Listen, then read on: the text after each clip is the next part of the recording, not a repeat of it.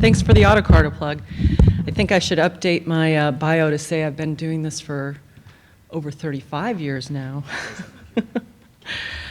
Okay, so I want to talk about the USGS Topo Explorer that we built an app to get into the USGS topographic map collection.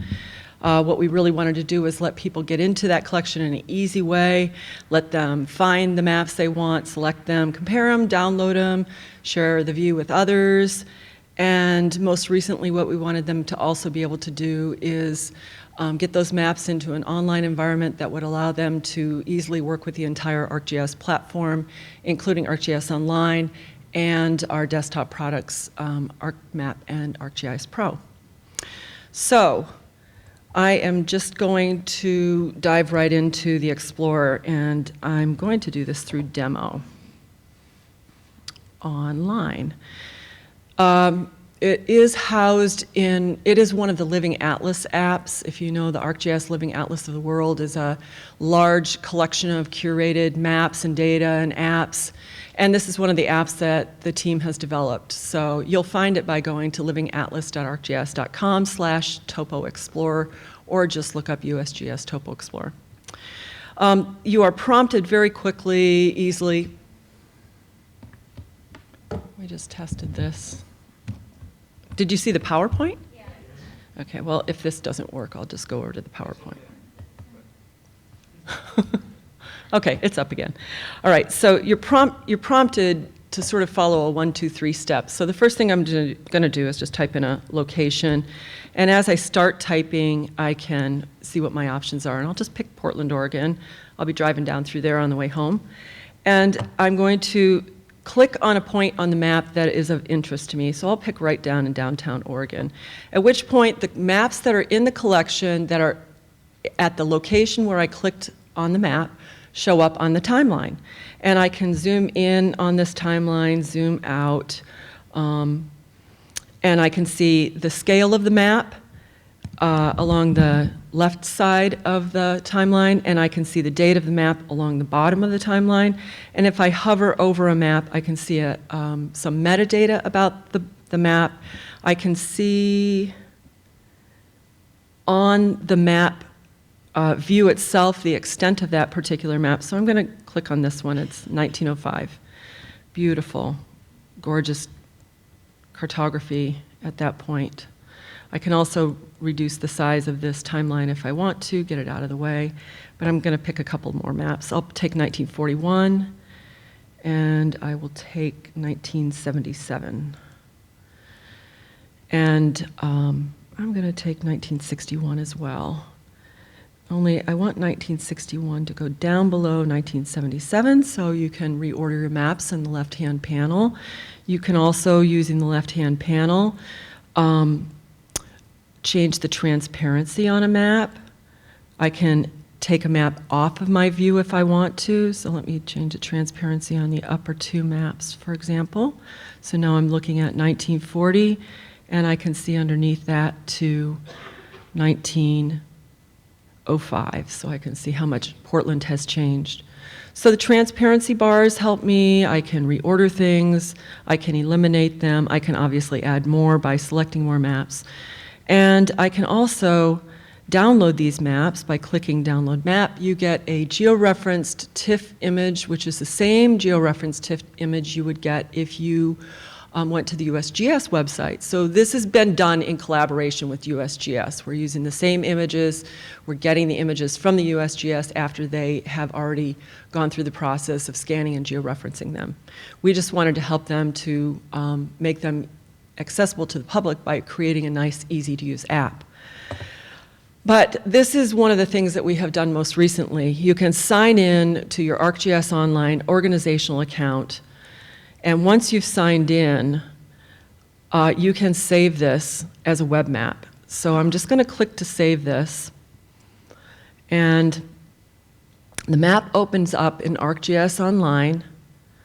I have all of the maps that I had selected before, organized with the earliest one at the top and the latest one at the bottom. So it doesn't respect the reordering of the map that I did, of the maps that I did in the left panel.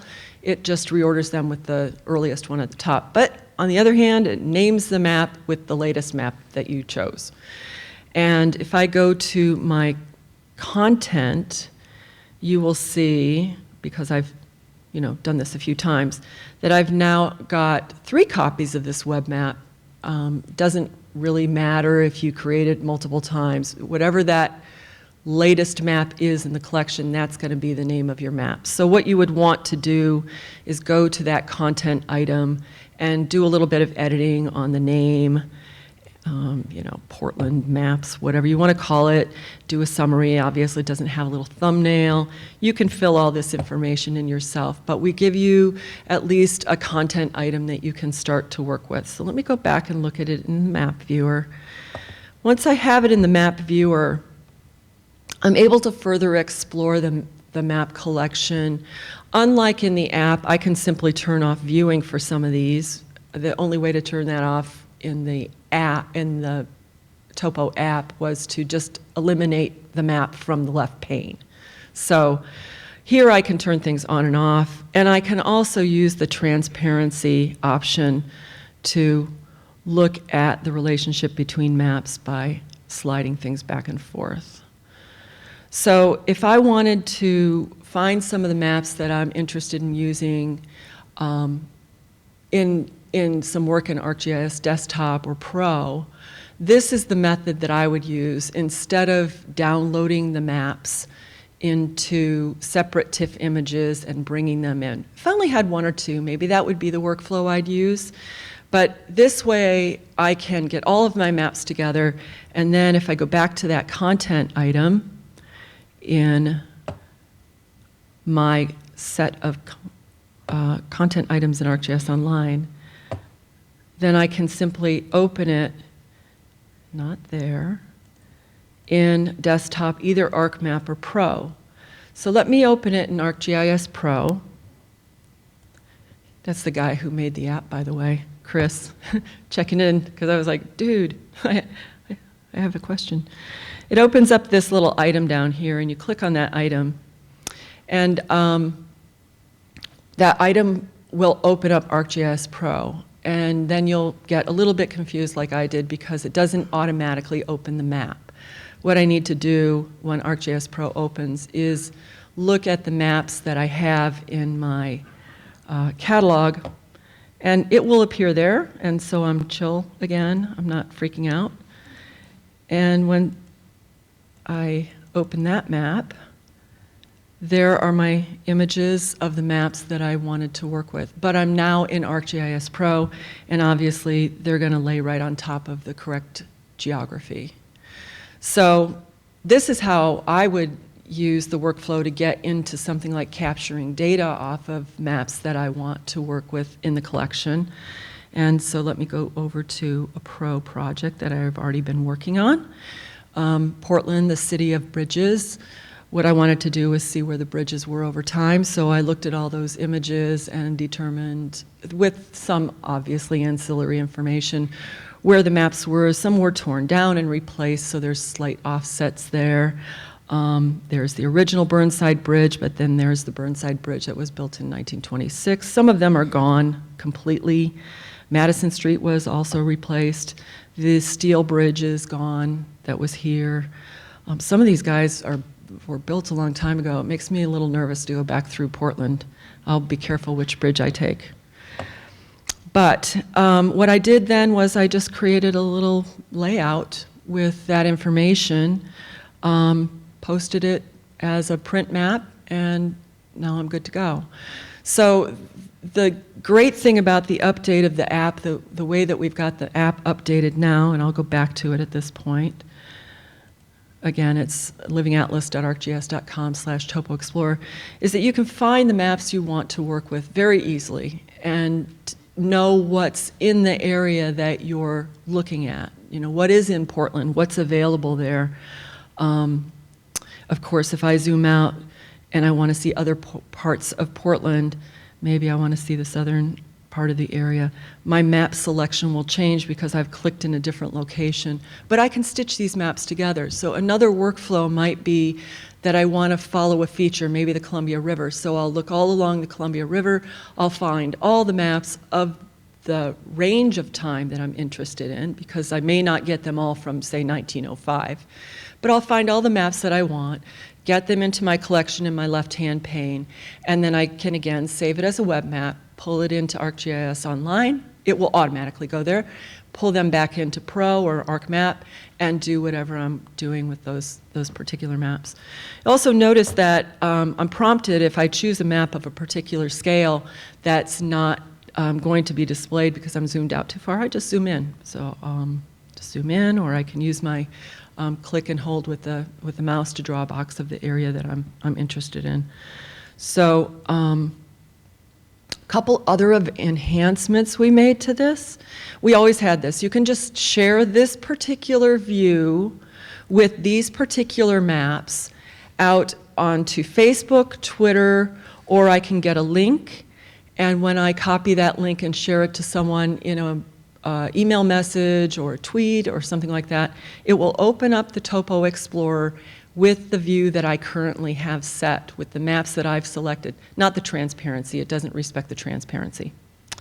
And then on this little info icon here, we have a link out to the item that is the Topo Explorer, because the Topographic Explorer is on ArcGIS Online as well.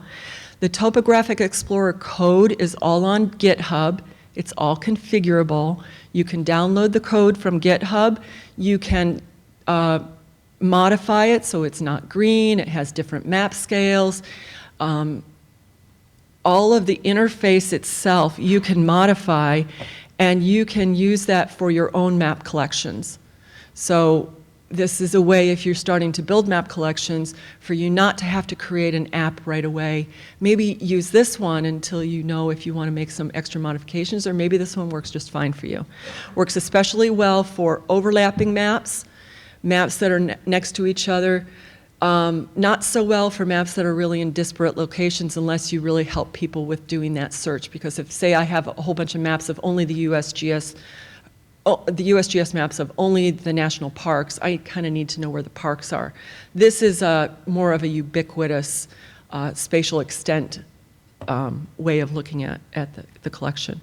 Also on here is a link to what's called an image service, which is that collection of images that are all of the images in the USGS topographic map, scanned map collection that we've sort of harvested so far for this particular image service. And we are working with the USGS on this. Now, they have maps that are outside of what they call their historical topo collection. They have, of course, other topographic maps. So they would not be included in our topographic map collection, which is described on this page. But there are over 177,000 maps in that collection at this point. And we've developed a workflow so that we can go to the USGS once every, right now we're thinking 2 to 3 times a year, to pull down the newest images that they've added to the historical collection. Also, sometimes we find that there are, maybe it was misregistered or something was wrong with the map, or we found a map that had a crease through it, but we found a better map and it doesn't have a crease through it, so we replace those map images as well. The last thing I'm going to note is that on that information page, down here at the bottom, is a USGS web page that provides information about the map symbols. I'll have to double check that. That, theoretically, provides information about the map symbols that are on the historic maps, because while I know how to read pretty well a topo map that's from 1944, reading a topo map from 1905 is another thing altogether, and I need to know what those map symbols are. So we'll double check that link, but it will allow you to take a look at those map symbols. So for example, when I was digitizing the maps of Portland, I thought, well, there's a thing across the river, but it's got a diamond in it. Is it a bridge? Can I add it to my bridge collection? And in fact, it's a ferry, which you'll find in that document that is linked there. So we try to give you some ways of deciphering the maps that are in the collection as well. So that's the Topo Explorer as we have it right now. I'd love to hear your feedback. There's a link also on that information page to send us email. It comes straight to me. If you have suggestions or questions, let us know. By the way, the entire workflow for getting your map collection into the image service is also completely documented, and you can use that along with the app to go all the way from zero to the finish line to create your own online map collections. So thank you very much, and I hope this was helpful for you.